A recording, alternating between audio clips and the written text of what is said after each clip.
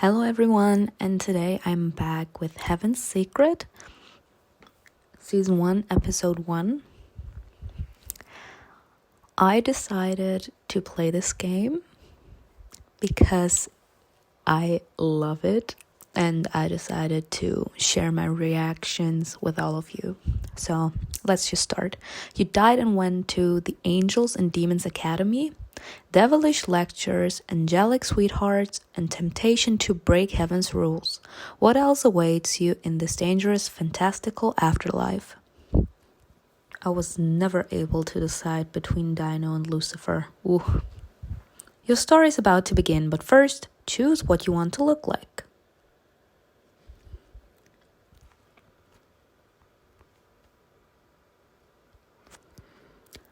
Amazing. Episode 1. Finding Wings. There was a bright light, and for a moment I couldn't see anything. I began to step forward, but I nearly fell. There was no ground in front of me. A few stones broke loose and fell into the void. As my vision cleared, I could see a waterfall in the distance. Where am I? This water gurgled and hissed, but there was something strange about it. It was rising, not falling. I must be sleeping. It was a comforting thought, but everything felt so real. Behind me stood a forest with gigantic trees stretching their branches towards an endless sky. I turned around and looked down again. Act. I heard the voice in my head and all around me at the same time. It roared like thunder, or like the striking of a gong. I immediately understood that something terrible would happen if I disobeyed. I had to act. Hint: the choice you make now will change the course of the story. Some choices change the plot slightly, others lead to more significant changes. So I jump. Your choice has influenced the story. People can die in their dreams. The fall will wake me up. I took a few steps back and took a running jump off the ledge. The void welcomed me in its arms. My heart pounded in my ears in a frozen panic. This isn't a dream. I'm going to die. Fear took over. My hands reached out, desperately grabbing for anything that might save me. I closed my eyes, unable to bring myself to face death. Suddenly, I heard something behind me. I was slowing down. I stopped and began to rise. Then I realized that I was moving something. Wings? I was moving them intuitively. I started laughing, both in panic and disbelief. This is crazy. I love this. Like, honestly, who would willingly jump into the abyss? I just sometimes love to do crazy choices because it's just funny. As I rose higher, the earth's outline appeared below me. But as soon as my feet touched the ground, my wings fell away, feathers drifting off like autumn leaves, leaving nothing behind. The world around me began to flicker, sway and dissolve like a passing mirage. Then the flickering stopped and I was back on the ledge. Some choices increase the value of your glory. High or low glory can dramatically change the plot of your story. I heard short, deliberate clapping behind me. I flinched and turned towards the sound. Hello, angels and demons. Glory. Bravo. To jump into the void is a brave act, even for one who believes they are dreaming. Your choice inspired admiration. Who are you? As if it were his answer, the wings on his back spread. My name is Gerald. A woman and a young man emerged from the forest. The strange creature followed them, joyfully bounding up and down. Oh, my baby dragon. How lovely. Congratulations on passing the test. The guy silently sized me up and down. What's going on? Am I dead? Wow, she's quick. The thought had popped into my head on its own, but my entire being rejected that idea. The woman took my hand, trying to comfort me, and my panic began to subside. She squeezed my hand tighter and looked into my eyes. My name is Miss Alina. This is Andy. The guy nodded silently. He hadn't taken his eyes off me. I want to know what's going on. I started to shout. Gerald's grin and Andy's tense silence were getting to me. Who are you? Answer me! You have quite a temper, don't you? No, I'm literally at my wit's ends. I understand it's hard to accept, but it is true. You are dead. That's enough prologue, Miss Elena. Every human is tested after their death. Some jump like you did, but not everyone gains their wings during their fall, so they fail. Then they follow their path leading to either heaven or hell. But there are those, such as yourself, who succeed. They are the chosen ones, and you stand among them. Andy here was also chosen. She gave him a little nudge from behind, but he only nodded his head slightly, watching me with eyes half open. What does being chosen mean? The chosen are invited to enter Angels and Demons Academy. The academy is critical to both the mortal world and ours. It keeps the balance. From time to time you will descend to Earth to help people stay on the path of either good or evil, help them make a choice, be it right or wrong. Oh my God, am I hallucinating? Or is this really happening? As though she could feel my fear, Miss Elena took my hand again. You'll gain power. You'll see immortality from a different perspective. New prospects will open for you. Is it me, or did he just smirk? Oh, he's into us. That's the only thing here. The sky flickered and the distant waters began to fall, succumbing to gravity, but it was only for a moment before they began to rise again. It's time. You must decide. Decide? But how can I agree to something I don't really understand? Miss Elena saw something in my eyes. She recoiled sharply and nodded to Gerald. She's ready. Huh? Gerald slapped me on the back. Excuse him. I fell to my knees and my eyes filled with tears. A sharp pain pierced my shoulder blades and I screamed. I suddenly fell silent, scared by the sound of my own screams. Andy knelt down in front of me to look me in the eyes. Oh, we're getting winged. We all go through this. Doesn't make it any less painful. It's okay, just breathe. Sir, I'm in pain. He kept staring into my eyes as though he could somehow take my pain away, but the pain only grew. I felt my skin tearing apart like something inside me was trying to escape.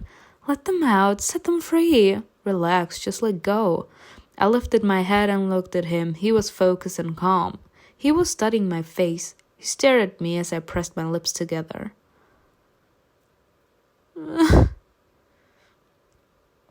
I heard a loud tearing sound followed by a rustle.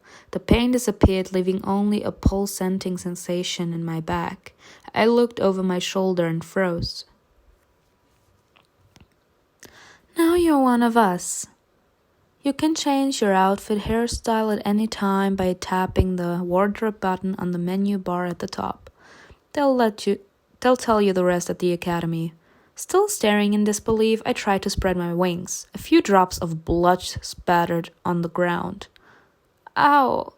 Don't rush, you'll be able to fly soon enough, but for now, give your wounds time to heal.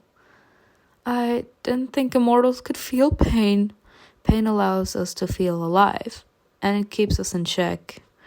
The sea dragon will take you to the academy. Fire? Hearing his name, Fire immediately jumped up and shook his head excitedly. He is so cute. He is such a cutie. I'm so happy to see him. Andy, will you bring her up to speed? Andy nodded while looking at me. Would you stop staring at her? Have some shame, period. Period. Tell him. He's only staring at us in disbelief. Gerald took me by the waist and helped me up on Fire. Wait, what if I fall? He's a dragon. That would be an excellent time to learn to fly. Gerald, why are you always like this? Good luck. We'll see each other again, Simona. But the dragon suddenly jolted forward. I instinctively grabbed onto him, and he took off into the sky. I leaned into him and wrapped my arms around the long, shaggy fur on his neck. The winds blowing past us were so strong that I was afraid to even think about how fast we were moving. I squeezed my eyes shut. Hey, you're missing the best part. Upon hearing his voice, I forced my eyes open. This is so beautiful. Oh, this is so beautiful. The breathtaking view made all of my fear vanish. I stretched out one hand and plucked into a puffy cloud. This is worth dying for. Oh! Tears came into my eyes, but not because of the wind. I started to cry and leaned more into the dragon as if trying to console me. I was mourning myself and my life. I'm dead. What about Dad? I cried my heart out. Andy saw that something was off and flew closer. Is everything all right? Some choices may improve your relationship with other characters. Share my worries. I don't want to be dead. I want to live. The wind was so loud that I needed to shout so Andy could hear me. His face twisted in a pained expression. He felt sincerely sorry for me. I'm sorry, but you're dead. You can go back. Give it some time. You'll make peace with it. Andy was flying beside us. He fluttered his wings lazily and only occasionally, but that was enough to keep him afloat. When he wanted to overtake us, he straightened his posture and pressed his arms to his sides. And if he flapped his wings energically, his speed would increase dramatically. Why isn't he afraid to fly this high?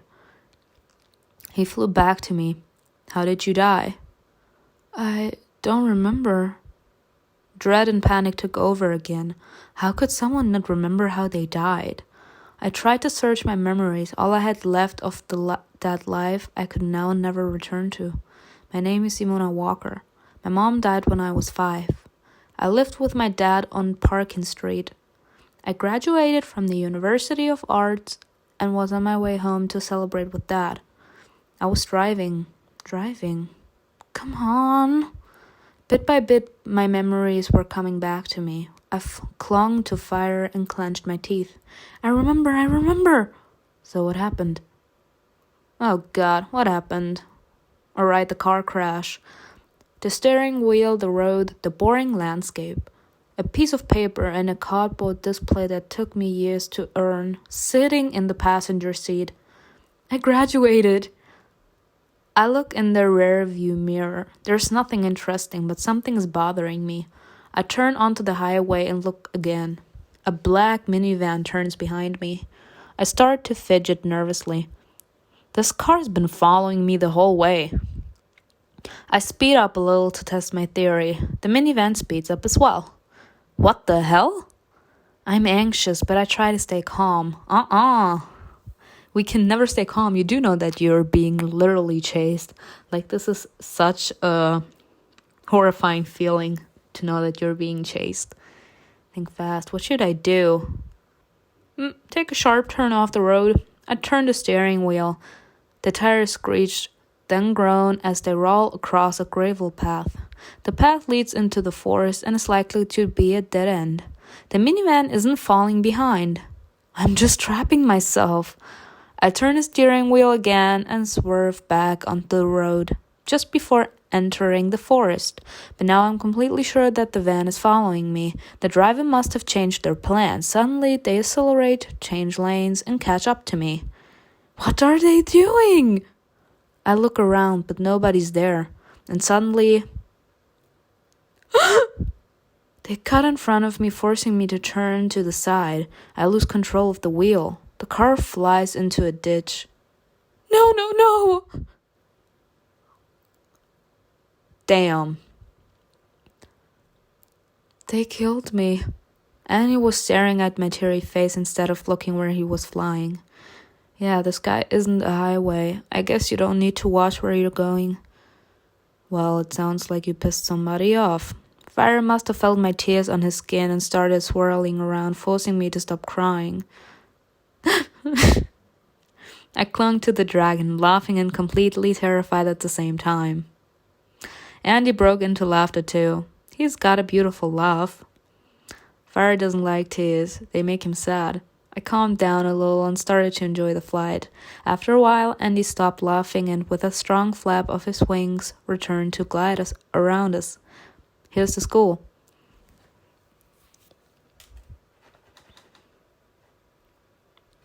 It's so gothic. It doesn't seem very heavenly.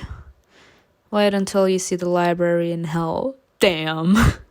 I looked at the highest tower at the far end of the castle, and I couldn't help but gasp in admiration and awe. The sight of a seemingly endless hedge maze took my breath away. Andy changed position again and sharply dived down. Fire, follow me. The dragon lowered his head, and we started to descend immediately. I clung to him again. Fire smelled like the ocean, but also like something else, something ethereal, as if the sky and the cosmos itself were part of him.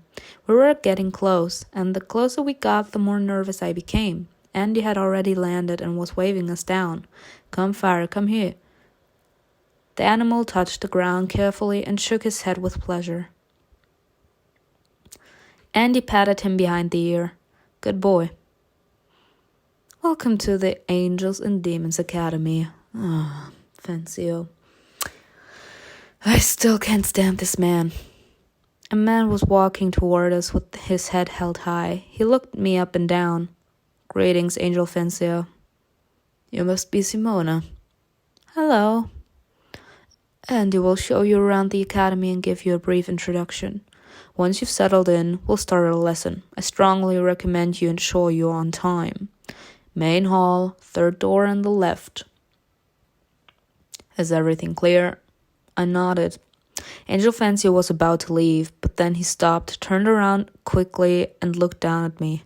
Which side would you like to take upon finishing your studies? I beg your pardon? Andy stepped away from Fire and spoke. Unlike the birthright angels and demons, humans are considered unclaimed during their time of their training. Neither hell nor heaven has called upon us directly, but after our training is done, we must join either the angels or demons. That is if you succeed in graduating from the academy. Yeah. I hate you too. His lips stretched as if he wanted to grin maliciously, but he restrained himself. So, which is it? Some choices increase the value of angel or demon. Choose what is right for you. In the future, these values will affect the plot of the story. I would say we want to be an angel. This time he couldn't hold back and his face contorted in irritation.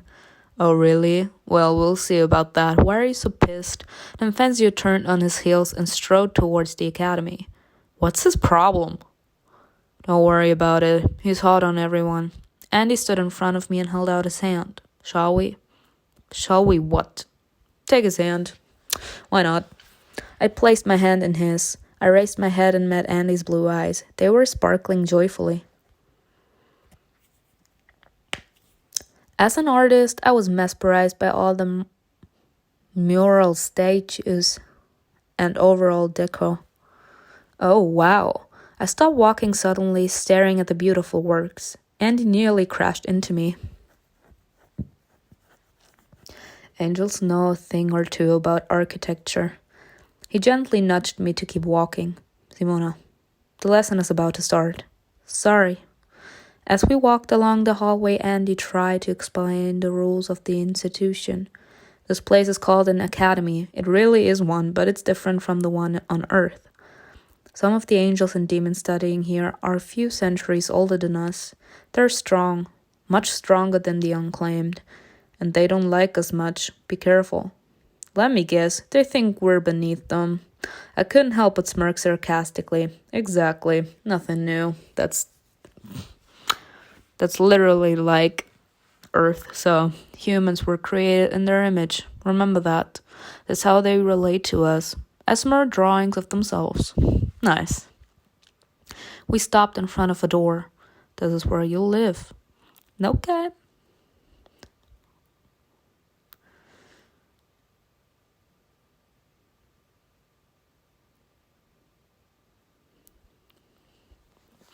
Alright, now we can choose.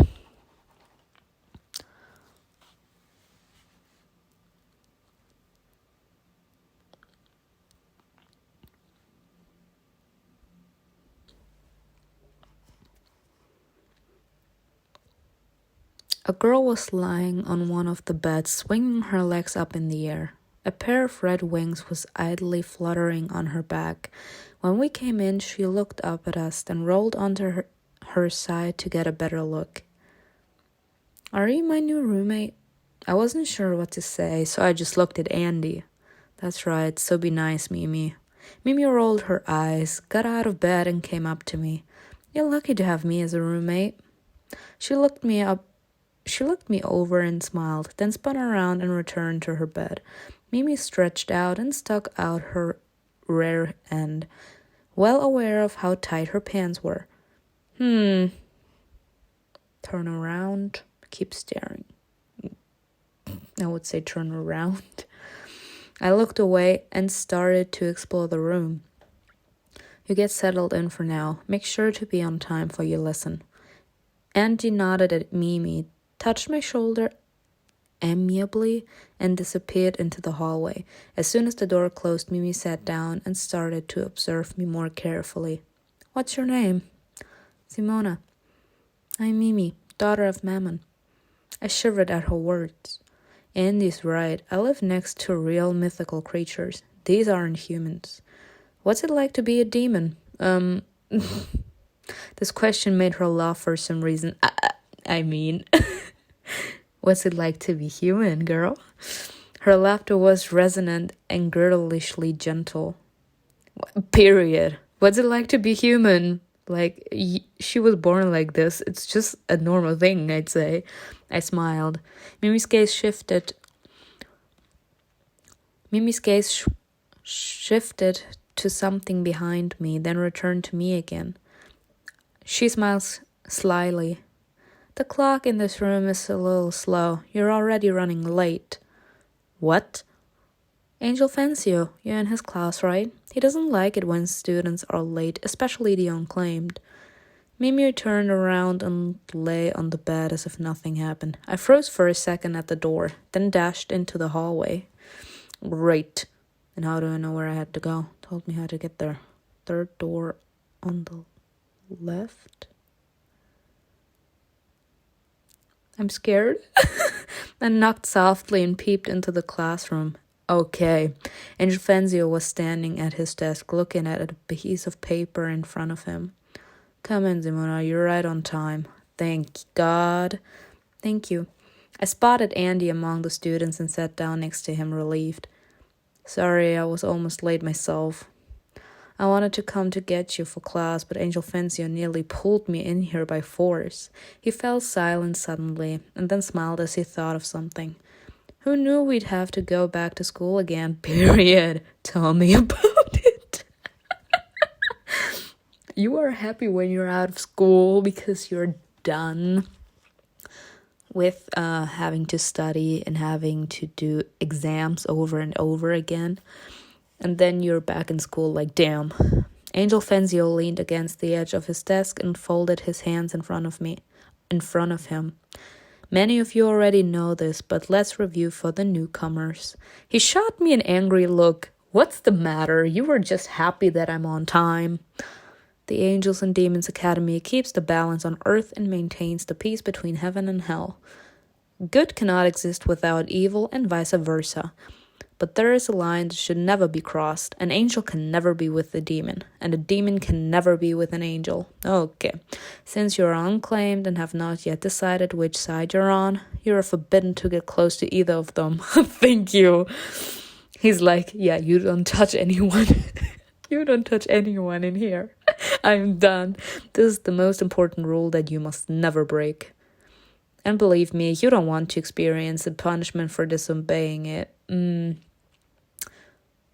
When I look at Dino and when I look at Lucifer, I'm gonna be disobeying every single second of the day, sir. Like, you will not be able to stop me. Like you, angels and demons were born here. This is their home. Your home was down there. Your relatives, your friends, your jobs, your cats, dogs, and whatever else. Forget about it all. Damn! His voice was getting angrier, as if he wanted to strike fear into our hearts, and with it an uncomfortable truth. You're dead. Your home is here now. Damn!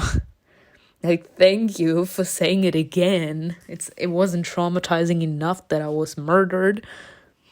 I have to accept the fact that I'm here now. You are forbidden from making any contact with your former life. Because I'm someone else now? He turned around, took the piece of paper, and stared at it again. You will learn from both angels and demons. All demons' faculties are in hell, so if you're faint of heart, you'll just have to endure. And one more thing. On earth, you'll take on the appearance of others, people who are long dead. Apart from the color of your eyes, nothing will reveal your true identity. Angels, demons, and especially you are not able to take the form of living people. This is necessary so that nobody recognizes you. However, you will preserve one another and yourself as normal. Changing your human form without permission is strictly forbidden. Is everything clear? Yeah. He asked the whole class, but looked directly at me. I stayed silent. What is his problem? Great. Today there will be no specific assignment. Maybe he knows his son likes brown. Maybe he knows his son likes brunettes. Let me stop. Or he knows who our mother is, and that's why he hates us so much. Today you will only decide which of two evils will be the lesser for your protege, or the greater, depending. Angel Fenzio explained the assignment briefly. And now to the vortex. I pulled on Andy's sleeve. What is the vortex? Oh, you'll like it. It might be scary at first. Okay. I love this. This looks so great. Everyone was crowding next to a tunnel, which swirled downwards. One by one, the unclaimed took a long jump and dove into it. I took a step back, afraid that my turn was coming up next. Andy squeezed my arm, just for a moment, and smiled. The thing here is just not to be afraid of it. You weren't afraid of jumping into the abyss. This should be a piece of cake. He turned to me and leaned back into the vortex. Andy! I moved closer to see if everything was all right, but Angel Fenzio's extended hand blocked my way. Come on, it's your turn. Can I? No. Period. Angel Fenzio pushed me from behind. I fell into the vortex. Okay, yeah, I'm done with Angel Fenzio. But that was great. I'm intrigued to know what happens in episode 2. I forgot everything. I just know small parts of it. And I started to replay it for all of you. And let's see what will happen in the next episode. Bye.